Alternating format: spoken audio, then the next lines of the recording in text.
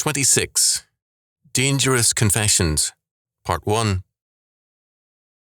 It is very important to recognize that confession can be a dangerous thing. It is a form of self-exposure, an opening of one's being to another.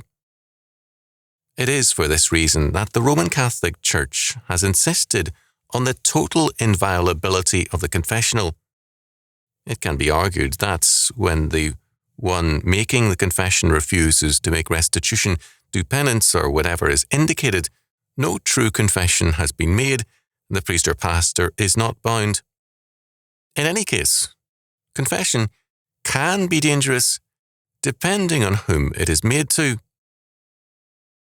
If the person to whom confession is made is not someone ministering in God's name and in faithfulness to him, confession can be suicidal on the part of the person who is confessing. To illustrate, during the 1930s, a popular, nominally Christian movement, which was especially popular among successful people in Britain, called for a group to sit in a circle and each in turn make confession to the group. Not surprisingly, it happened at times that the confessions provided a source of gossip. For example, that John Doe had been having a sexual affair with Mrs. Jane Roe, etc. Various totalitarian powers found the use of the confessional concept very useful. Especially with very religious and moral persons, it was easy to attack their claims to innocence by telling them of various minor offences they surely must have committed. By getting them to admit to non-perfection, then to minor confessions, the inquisitor was able to break the person's resistance. This technique was used in Korea by the communists on American prisoners of war. No compulsion was used, and the American soldiers treated it at first as a silly game, but it led to what was later called brainwashing. The idea of brainwashing is largely a myth. An oppressive technique is imagined whereby a man is broken. In reality, it is a means whereby people are given the opportunity to destroy themselves. It is a technique now used by businesses and by churches. A group of people sit in a circle and they are invited to be honest and to confess their sins. The idea that resistance to such confession is dishonest is firmly planted. It means being unchristian or being unfriendly to the corporation's concern for greater sensitivity one to another. After a round of confessions, men are then encouraged not to hold back, but to confess things held back, deeper, graver offences. Then comes a variation. Confess what it is you dislike or resent in the person next to you, then someone else in the circle, and so on. To the modern mind, this is a violation of the privacy of self, of one's inner life. As such, it is offensive to many, and with very good reasons. But its evil lies deeper. True confession is to God, and together with restitution, prayer and penance, it has a very great restorative function, morally and mentally. This group therapy confessional replaces God with men. It strips a man of his defences, because vulnerability to God is the beginning of strength, whereas vulnerability to other sinners has a devastating effect. Healing is replaced with a sense of nakedness and self-contempt for many of the victims of such confessional sessions. Clothing is a mark of civilization and also of status. People show what they are by the way they dress. Not fully so, of course, but to a degree. Persons with character and a work ethic tend to show it in their clothing. People who live in terms of a parade of vanity reveal it in their dress, whereas teenagers, street people and others have their own means of identification. Some people are required to use uniforms to identify themselves: policemen, some school children, military men, waiters, doormen, and so on and on. The place of clothing in a civilization is an important one. Our minds and hearts are also clothed as a means of civility. It is not hypocrisy to conceal some of our feelings, although on occasion it can be, but normally a means of courtesy and forbearance. We conceal our impatience.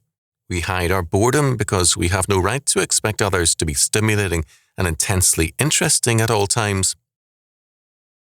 Civilization depends on discreet silences, on closed doors, on walls, locked files, and such means of personal living. The group confessional alters this badly and drastically. In the hands, especially of humanistic practitioners, it becomes very dangerous. Churches that practice it tend to gain and command an undue control over their members. It is a curious but revelatory fact that socialism has strongly opposed individualism as an anti-social phenomenon. The primacy of mankind and of the state is held to require the suppression of the cult of the individual. At the same time, socialists have tended at times to favour nudism, as did George Bernard Shaw and many of his associates. The connection is a logical one. If equality is the goal, then by reducing all to nakedness, all are supposedly made equal. Of course, the young and the fit are more likely to profit by nakedness than the old and the misshapen, so the strategy is one of humiliation for some. A woman with a physical deformity was taken to a nudist camp by her husband and shamed thereby. Now, the confessional circle is comparable to a nudist camp, but it is different in that a psychological damage is inflicted. Some dictatorships have not only used confessional tactics, but also stripped their prisoners of clothing in order to degrade and break them. The confessional circle works to magnify everything. For example, in one such event, very specific confessions were required. Whom do you hate in this group? Are you sexually attracted to anyone in this group? The person who feels duty-bound, having entered into a supposedly therapeutic encounter to say something, to cooperate, is victimized with his consent. Thus, another man or woman, whom he may know casually, may appear to him or her as the least likable in the group. To be cooperative, he or she names the person. Then, with sexual attraction, the respondent may not at all be interested in anyone present, but someone must be named.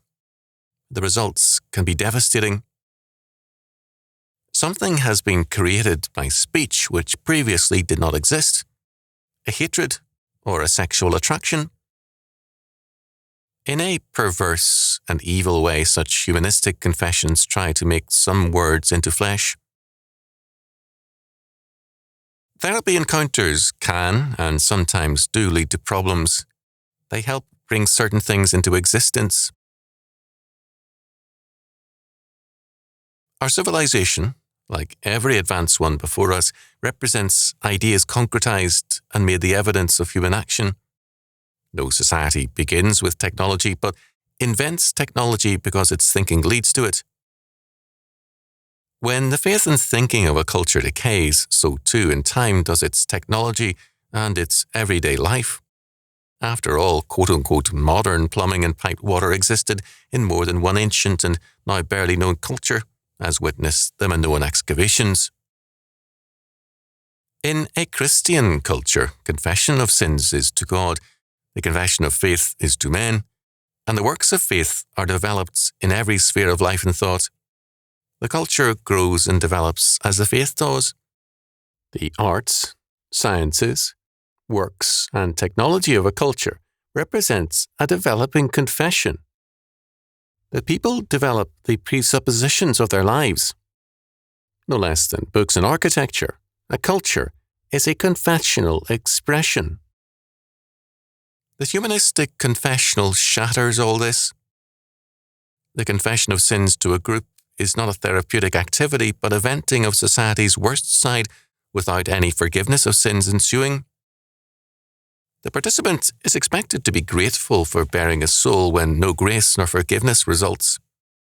There is this sickening feeling that others know too much about him, and he knows more than he wants to about them.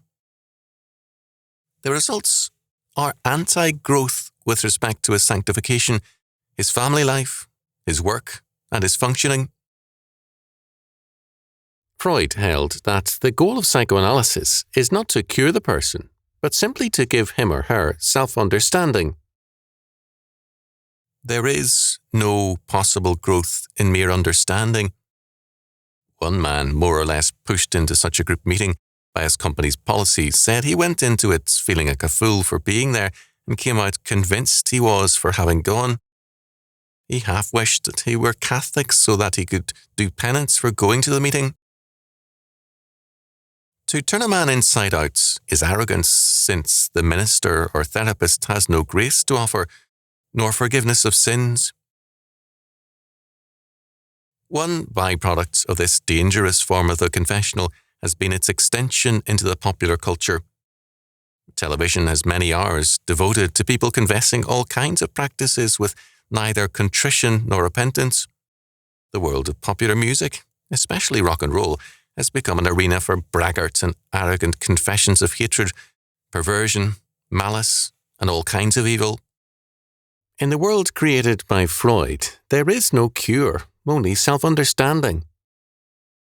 The correlation to this is the acceptance of every evil as natural, and hence nothing to hide nor be ashamed of. As a result, popular culture now manifests an intense and fanatical braggadocio about evil. A few AIDS patients have even acted as though their fatal disease were a mark of honour, and they are treated as humanistic saints. Any effort to call attention to their sin is seen as evil and is savagely attacked. Our culture has become a confessing culture, but to man, not to God. Let it all hang out has become a standard for life. This boastfulness about evil is a logical development of the humanistic confessional. Its, quote, therapy, end quote, is a form of cultural suicide.